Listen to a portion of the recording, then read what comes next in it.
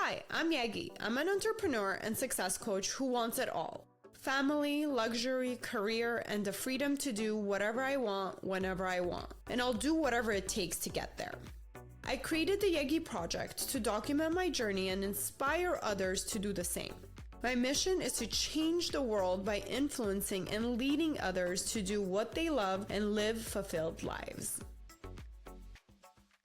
Today's guest is Thiroux Threatt, who is a best-selling author, speaker, podcast host, and founder of the Grieve and Happiness Alliance, whose life work is helping people navigate grief while still embracing joy. After experiencing the loss of 2 husbands and many loved ones, Emily turned her personal journey into a mission of comfort, healing, and hope through writing, teaching, and community support. She is the author of Loving and Living Your Way Through Grief and the host of Grieve and Happiness podcast, where she inspires others to discover how happiness and grief can coexist. Now, she is also retired living in Hawaii, which is an amazing accomplishment, but yet she's spending her time making a difference and putting in her life experience to help change other people's lives.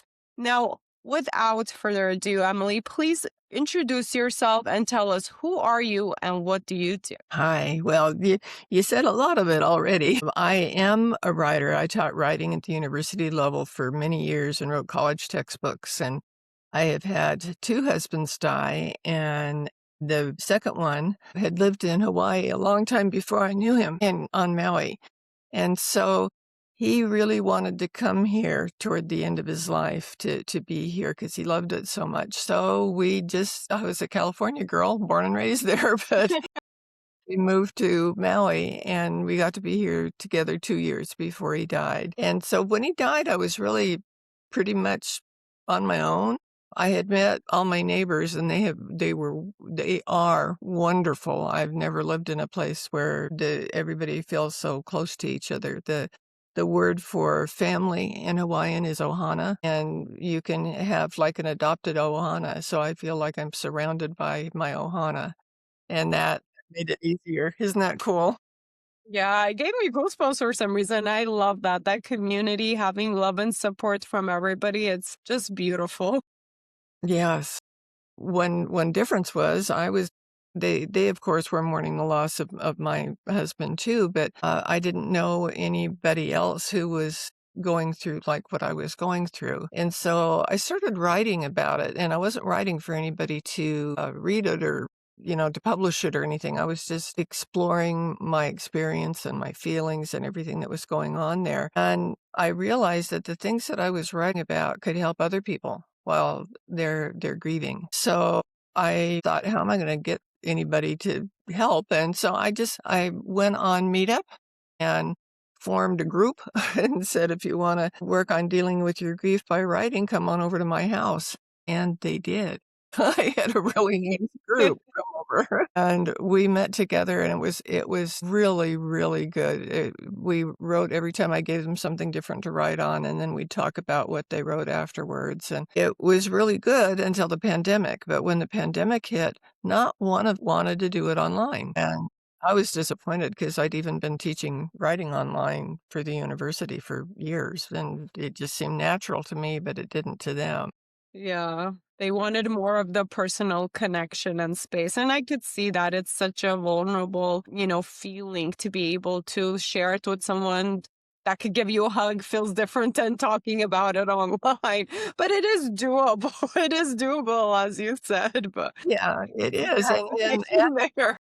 I decided I'll just try and move it over to online, and none of them came along.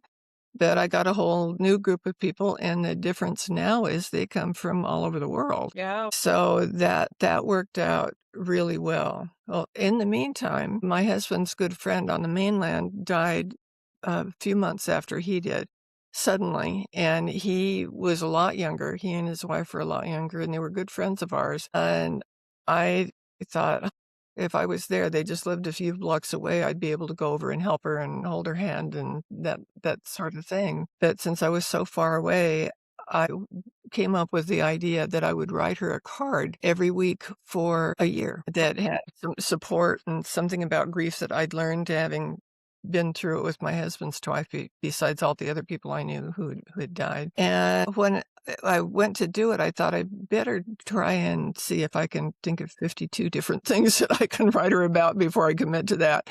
So I made a list, and I had more than 52 things on it. So I thought, I can do this. So Wow. I started doing that, but I also looked at it as a writing teacher and said, that's an outline for a book. So I got an agent, got a contract, and wrote the book. And it turned out to be way too long for them.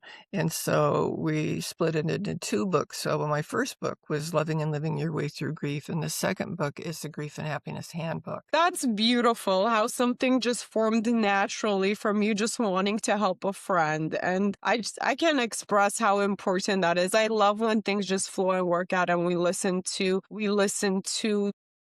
those internal feelings of, hey, I just really want to do this. A lot of people don't find the time, or they don't sit down to, do the 52 bullet points to be able to get that awesome thing started. I'm guilty of that sometimes too. I have great ideas. And I'm like, to, plan it out and execute it. And we miss it. But for your example, I love that you did that and it turned into something much bigger than you thought. It kept going too. It didn't just stop there, because I was thinking as I was doing it, there was something missing, because we were spending all the time talking about grief and writing about grief, and that's very important, but I still felt like there was something missing. And I remembered after my other husband died, I read the book Happy for No Reason by Marcy Shimoff, and it's a really excellent book where That's actually one I haven't read, and I love the subject of happiness. I've read almost every single book on that subject. Well, you need to read this one then, because Yeah. she is a bestseller many times over, New York Times bestseller many times over. And what was the title again? The Grief and Happiness Handbook. No, that's my book. I'm sorry. I'm so used to saying that. It's autopilot. It's okay. Yeah. We needed to hear that one as well. It's called Happy for No Reason. Okay. And she wrote that because she said she was born sad. She just was a sad person. That was just her natural. She thought that was just her natural state of being. And as she grew up, she thought, this isn't fun, What's wrong with this? And so she started investigating happiness. And she did this project where she talked to people all over the world and interviewed them about how could they possibly be happy when they're in circumstances which seem so terrible. And she used that as the basis for her book, and it's absolutely fascinating. She's got the interviews with these people in there, and then the program that she developed afterwards. She has a program called Miracles. I can't remember the name of it. I know it, but it's about miracles that it encourages people to see that they can kind of create their own miracles. And yeah, it's really lovely. I can't believe I can't say it. Your Year of Miracles is the program that she created. Your Year of Miracles. Mm-hmm. And it's fabulous. And she also, after I got all involved in this, I did sign up for Your Year of Miracles, and I love it. It's really good. It's something you can keep signing up for. But she also had this book about happiness, and I saw that she had a training program to become a Happy for No Reason trainer. And I thought, happiness, that's what's missing with what I was doing with grief, because I could talk to people about their grief and help them write about it and learn about it through writing about it. But I wanted to give them like the next step, give them something more. Yeah, because also when you think of grief, you don't think about happiness. Even if you have a happy moment, sometimes you might feel guilty that you're happy. Oh my God, so-and-so just died. Why am I experiencing happiness? So even that concept of it, I think, is keeping people more sad, maybe for no reason. So it's really interesting topic and the research that you did to bring those two together. And I'm curious, once you added that happiness piece, what happened? So people experiencing grief, how can they also experience happiness and not feel guilty about it? Well, that's a really interesting question. And I think most people think that when people are grieving, that's all they do, that everything is sad and that you have to be You're careful. just going to lock yourself up in a room and just cry. Yeah, it's the crying. I think people are basically afraid of crying. or showing their weaknesses in public. And I just saw how necessary it was to add this happiness component, because if you really look at it, everybody probably is grieving something or someone. Interesting. It could be the loss of a pet, it could be the loss of a job, it could be the loss of a friendship, Yeah, it could be absolutely. loss of money, it can be loss of, and when you look at it that way, really everyone is dealing with grief, and if we all were sad about grief all the time, this would be a sad world. Yeah.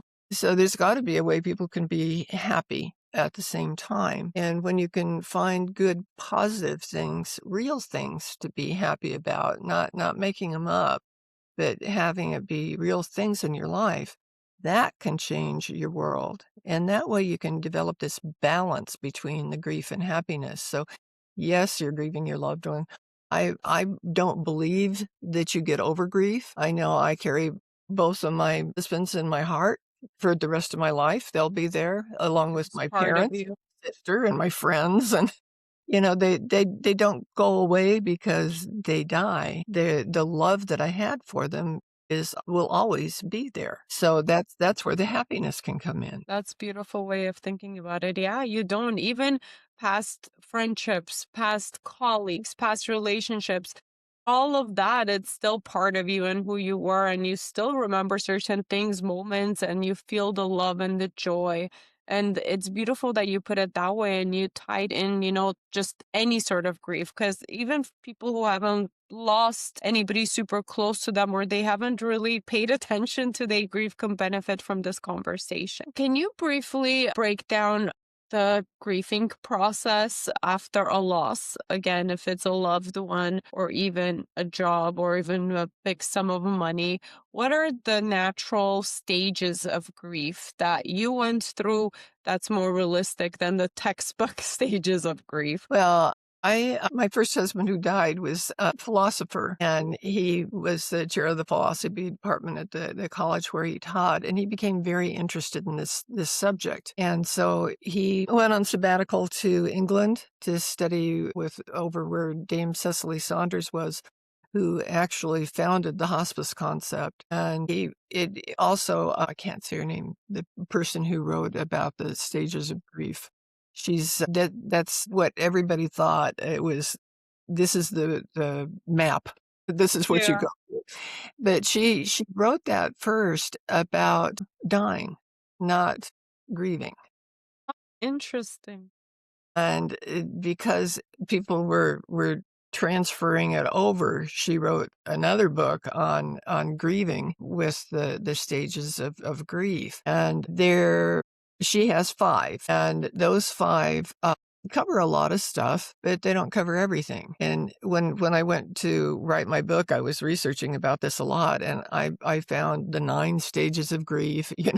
That some people had like a whole book on all the different stages of grief that nobody thought about before. So grief is a very personal thing, and really nobody does it exactly like anybody else. And so it would be nice if there were a checklist and you can just say, I experienced that, so I can move on to the next level.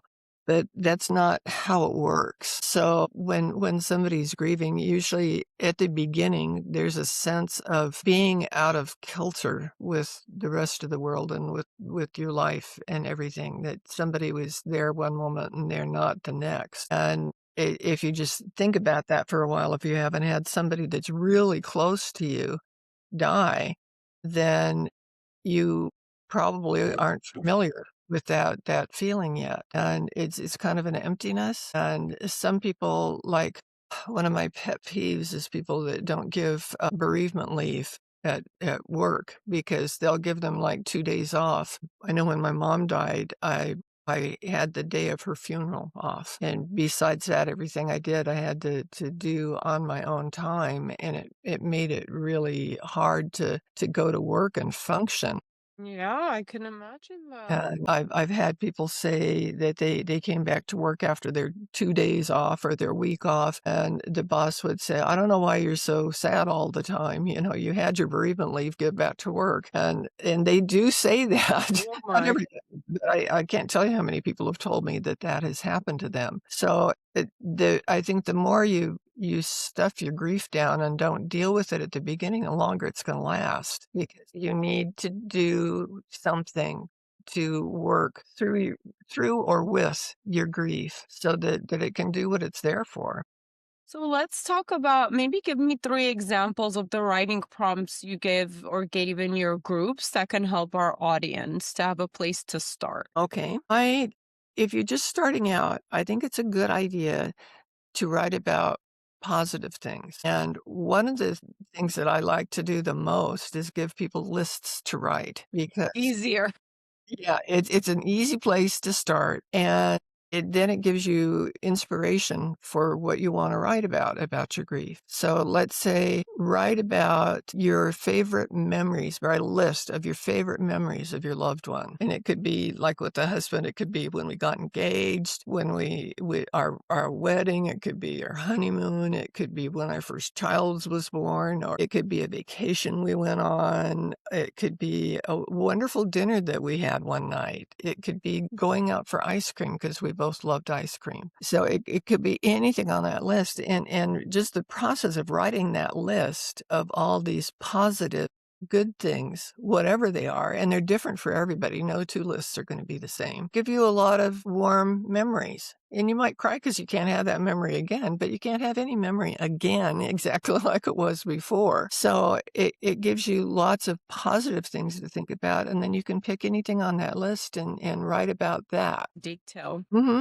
Beautiful. Now, my next question for you is, what is the most misunderstood thing about grief? That you get over it, because that's an easy one, because people that haven't had deep grief have a problem with the concept of it. And then if they do have grief, they might be so wound up in it that they're going to have a really hard time getting through it because they haven't dealt with it and don't know how to do anything to deal with it. So that's really a misunderstood.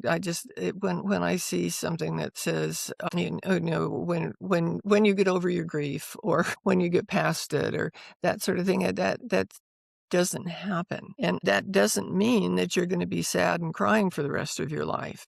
That means it's going to become part of your life. Like I said, with my loved ones in my heart. Any experiences in our life, it becomes part of us.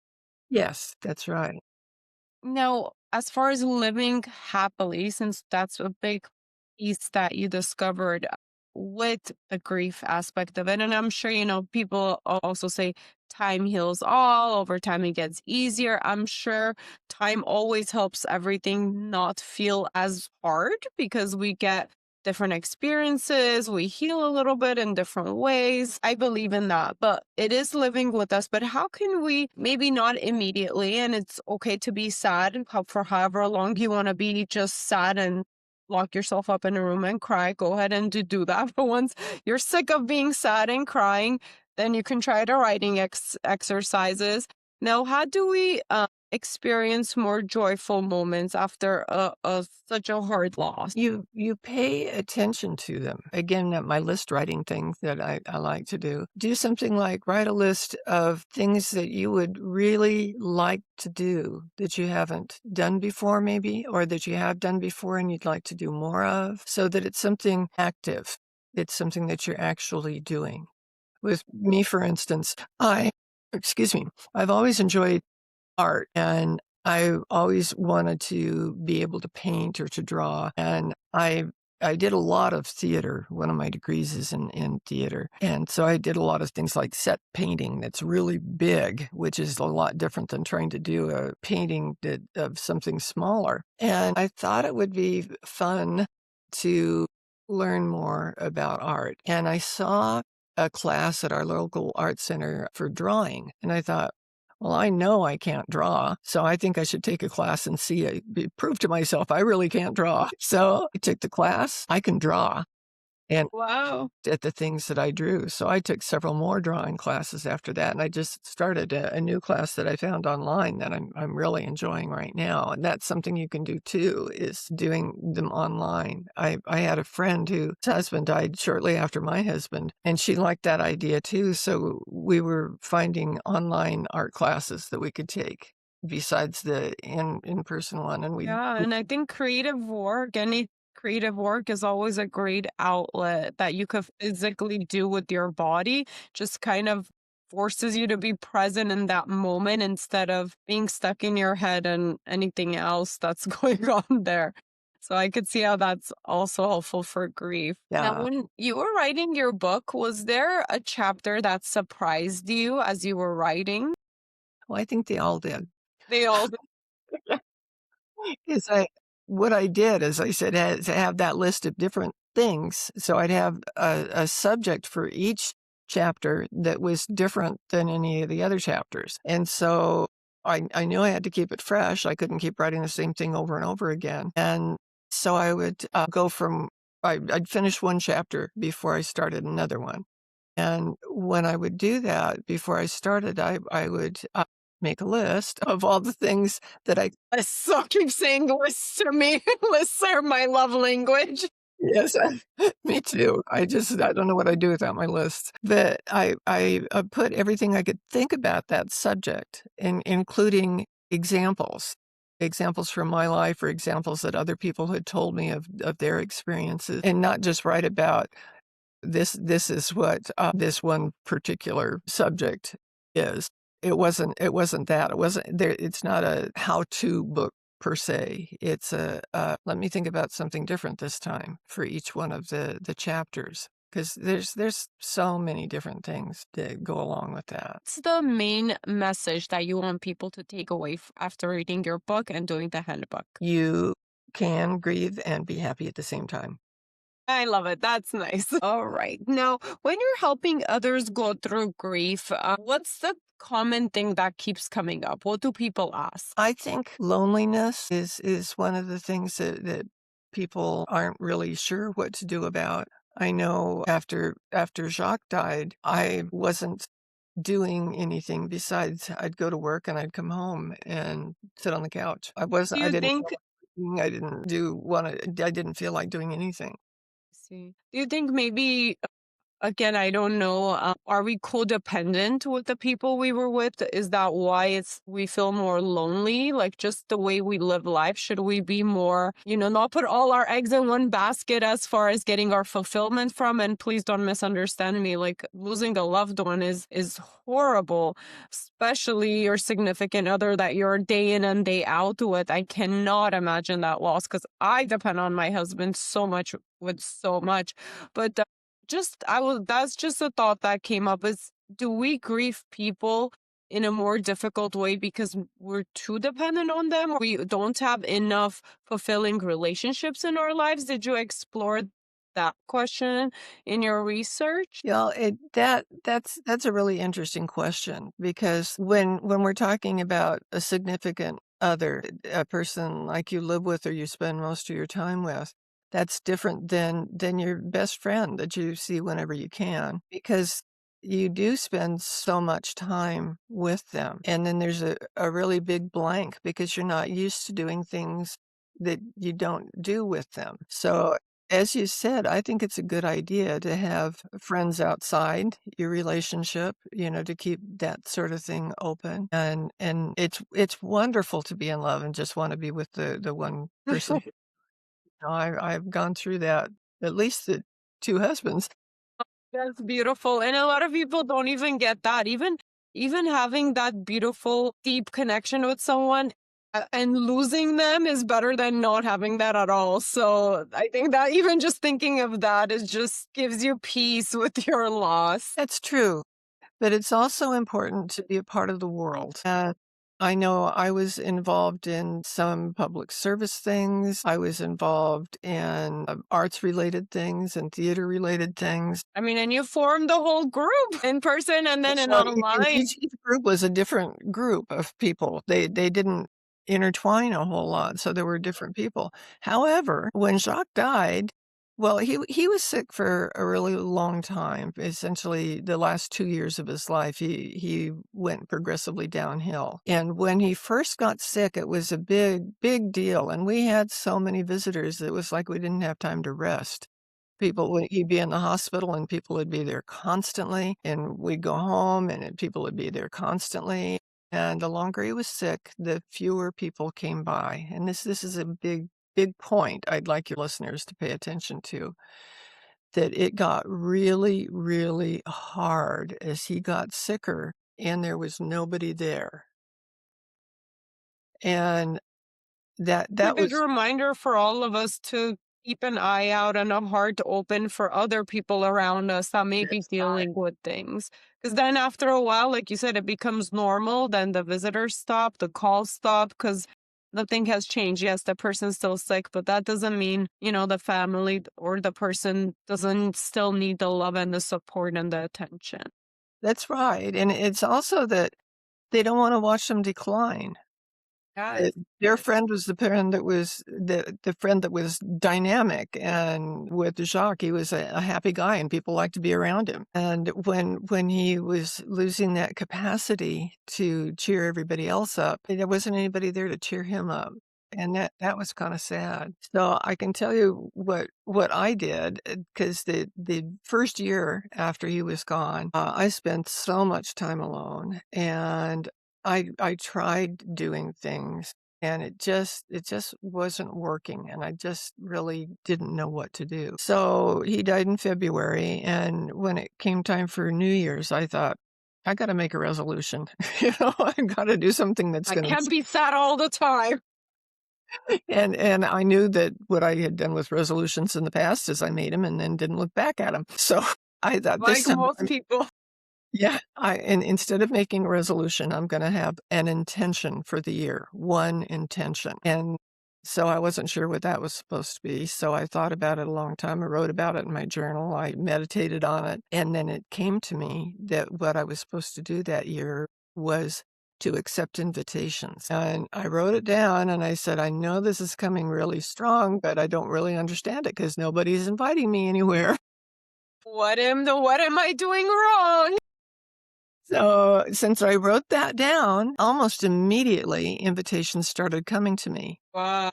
And they were things that I wouldn't have thought of on my own, that were fascinating, intriguing things that I got to do. Some of them with people I didn't know, that they were new people, and I was just amazed, and it opened up my world in a way that I don't think anything else would have cracked it open, Yeah, and and I think I that's felt just like I could breathe again.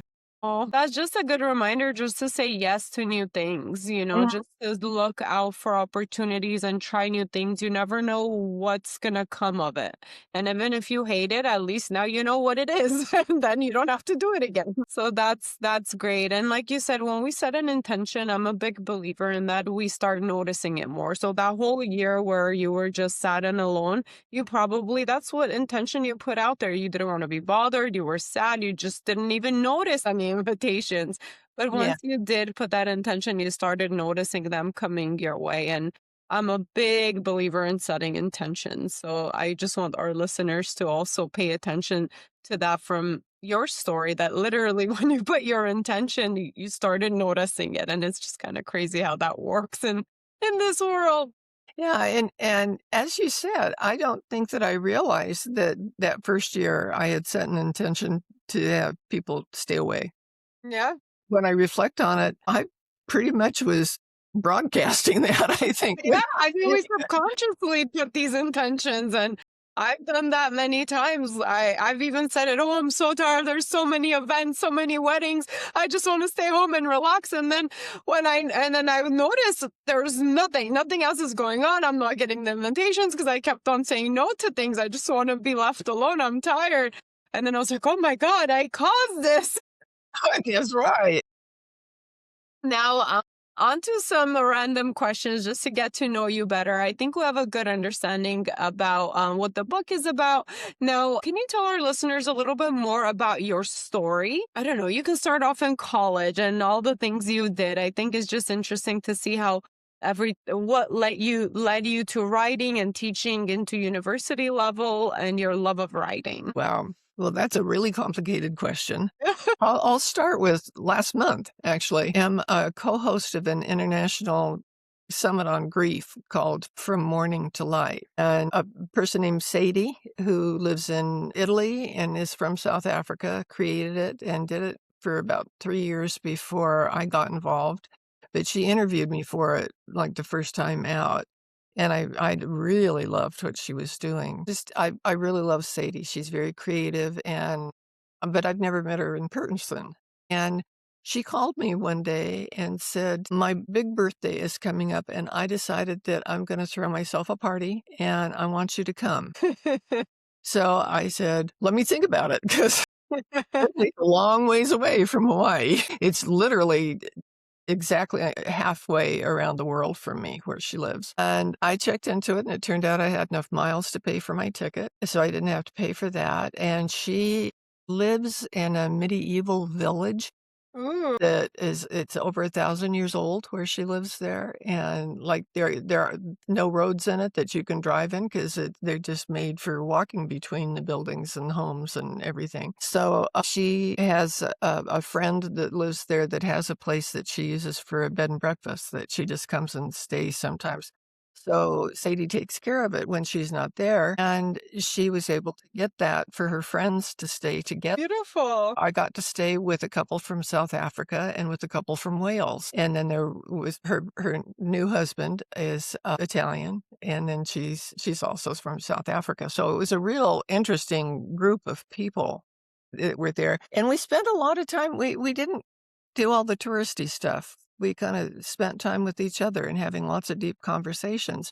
And I kept using examples when we'd talk about something I'd done in my life. And they started going, you have the most interesting stories. Your life is so interesting. You've done so many different things. You need to write a book and include all those things in there. And I'm actually thinking about it now that they kept saying that, because it brought back to me just exactly how fascinating and different my life is and all the facets. And to say it kind of quickly without dragging this out forever. Yeah, give us a list. We love lists. Give us a list. My first real job was when my father traded our home for an ambulance company that was new in the small town where we lived. Interesting. It wasn't doing real well. And so my mom and dad and I moved from our home, because since he traded our home, to a house on the property. And we ran the company from home. So I was 13 years old and dispatching ambulances. Back in those days, you only had to be 14 years old and have an advanced first aid certificate to go on ambulance calls. And my dad was a first aid teacher in town. So by the time I was 14, I was qualified to go on ambulance calls and started going on ambulance calls. And I did that all through high school. And then I intentionally went to college far away from home, so I wouldn't have the siren outside my bedroom window in the middle of the night all the time. Like, oh, what's the furthest college that accepted me? Yes. So I did a lot of that. Then I had a lot of odd jobs when I was in college, because I ended up marrying somebody after my first year in college, because I didn't want to go back home, and I wasn't paying enough attention to school and wasn't doing real well. So I thought, I got to have a backup plan. So I got married. So Hey, that we're laughing about it now, but that seems like a logical plan for a young lady. it was. It was a very logical plan at the time. And it was during Vietnam. And my husband was in the last year of college when we got married. And I think he was afraid I would say no, so he didn't ask me about it. But he dropped out of college and went to the police academy and became a police officer. And I found out about it when they had this mandatory thing for the wives of the guys that were in the My academy. goodness. So that was quite a shock. And then while he was a police officer, I had this experience of going to a funeral of a police officer who had been killed in the line of duty. It was in San Diego, so it was a big police department. And we were sitting right behind the wife and the 2 kids, and the 2 kids were the age of our 2 kids, and he even had the same name as my, what am I trying to say here? My husband. And so when they were doing the eulogy, they were using his name in the eulogy, Oh and it really gosh. hit hard, and I said, "I've got to get a job. I've gotta figure out how to have a job where I can actually make enough money to take care of my kids if I have to." Just in case, because of his work. So I decided I'd be a nurse, and I started applying to nursing programs, and I did all the testing and everything you had to do, and there were in the area where we lived, there were 3 different nursing programs, and it sounds funny to say this now because things are so different, but they were all so impacted, had so many students that they all 3 of them wanted to accept me so that I could start 3 years from then. Wow. And I already had a whole lot of college and knew that I could graduate if I just went back for a year, but it would have been in either English or theater, and I knew that those weren't career-oriented majors. So one of the people that was telling me that I was on the waiting list said, "You know what you should do is become a licensed vocational nurse, and then there's a stepladder program where you can go to be an RN, and then the stepladder that you go on and get a BSRN." And I thought, I can do that because it only took a year to get that, which fulfilled my purpose of being able to provide an income for my family, which turned out to be really good because he ended up getting very sick. And where I worked provided full insurance, health insurance for my family. So I was able to do that. So the inspiration led me to do what I needed to do. And then that marriage ultimately didn't work out, and I needed to figure out what I was gonna do next. So I went back to school and ended up I was gonna be an English major so I could be an English teacher, and I only had, like, a year left to go if I did that, so I thought I can do this and it'd be quick. And how And old were you at that point? is, about 29, 30, and And your I thought kids were how old?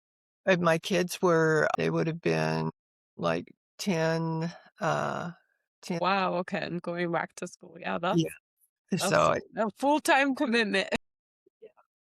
I took an English class. I was gonna go a little slow because of the kids and everything that was going on, and I hated it. "I can't do this. I don't wanna." And I also got a job as the substitute teacher and realized that as much as I thought I would love to work with high school students, They I suck. really so I thought, "All right, now what do I do?" And the chair of the English department, I went to her and said, "I just don't know what to do." And she goes, "Well, I see you've got a whole lot of credits in theater. What about becoming a theater major?" And I said, "Well, you know, I don't know starting at this point and everything." So she introduced me to the chair of the theater department, and he offered me a scholarship to transfer to be a theater major. And being newly divorced, a big scholarship that paid for the rest of my bachelor's degree was important. So I got my degree in theater. I knew how to do everything in theater, and then said, "Okay, now what do I do when I got my degree?" And by that time, I had met Jacques, and we got married, and he had started out as a writing teacher. He was an English major to start off before he switched over to philosophy and changed everything that he was doing. And he said, "Why don't you be a teacher's assistant for a couple of my friends who teach writing? And by going to their classes for 2 different ones that teach writing like you could teach, because I was a good writer, then you can see if maybe you might be interested in that." Well, I did that, and I loved it. They both hired me as the grader for their papers, and so I learned first up front how to grade things, and I learned everything not to do when you're a writing teacher by watching these 2 people. That's So, amazing. Yeah, there's nothing like real life experience. And if you had that opportunity to be an assistant, that's yeah, great. it was great. So I ended up going into the graduate program for English, but the concentration was in writing. And I ended up graduating I was the top graduate at the university that year when I graduated. And you So, didn't want to do it. You didn't want to do it in the first place. yeah, That's kind of and amazing. most of How college things ended work out. Whatever's meant to happen is going to happen by the end of it. yeah, and I got hired to teach writing, and I really loved that. But it got to a point where there were some things going on in the department that I couldn't tolerate. And it was just really hard for me. I loved my class. I loved my students. All that was great, but my colleagues were garbage.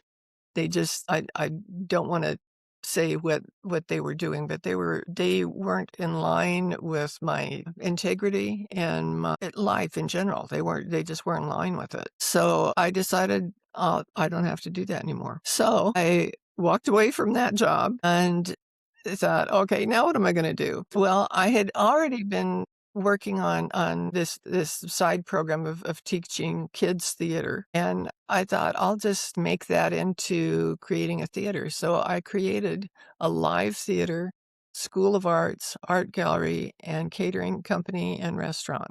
Wow. All That's in a the whole same business. 100-year-old building that was great. And I